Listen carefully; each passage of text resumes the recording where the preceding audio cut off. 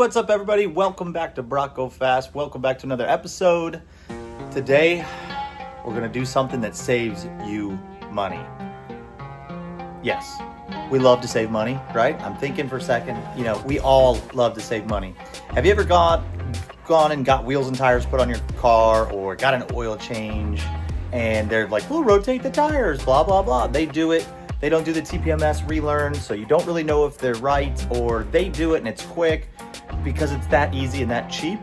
But if you go to a wheel store, they'll say, oh, it's $10 to $20 a wheel to do the TPMS sensor relearn, which is ridiculous. It's highway robbery.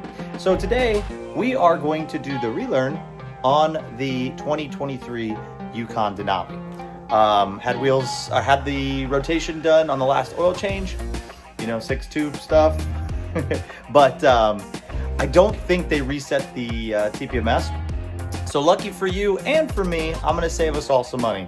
Right here, this little bad boy here, I will put the link down below. It's like $9, $8 or $9 off Amazon. This is for the GMC vehicles, Chevy vehicles, so Tahoes, Yukon, Sierras, Silverados, you name it. This thing usually helps for GM vehicles.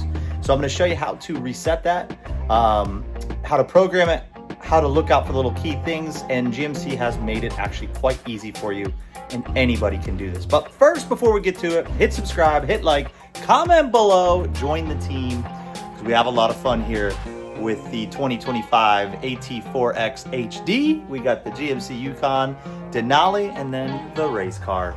So come with me, let's get this thing started. So first things first, we gotta get into the Yukon. So obviously, no brainer, make sure it's unlocked. We're gonna get in it.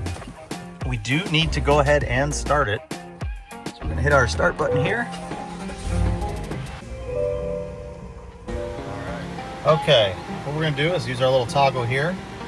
We're gonna toggle it down till we get to, whoop, there it is. Now they look a little wild because I actually just did the relearn and it didn't record any of the videos, so that's great.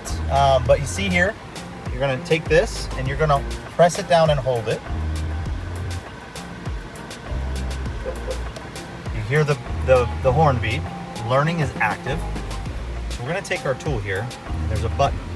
You're gonna hold this button until the horn burps. Now, the cool thing with a GMC vehicle is they tell you which one to go first. You're thinking, which one do I learn? Boom, light on, white. They want us to do the driver's side first. So find where the air goes into the tire. We're gonna put it right next to that. We're gonna hold this button till we hear a horn. Horn. All right, great. That light has turned white. Come over here. Aha, they want us to do this one next. Again, repeat this step till you hear the horn. Horn. All right, I bet you we've got a rear brake light on. Rear brake light on. Rear brake light off. They want us to do passenger right. You hear the horn? Got one more to go. GMC lit that up for us. So now we're going to be hearing the beep, and then it should beep at us twice. There you go. Pretty darn easy, right? I mean, GMC makes it real easy.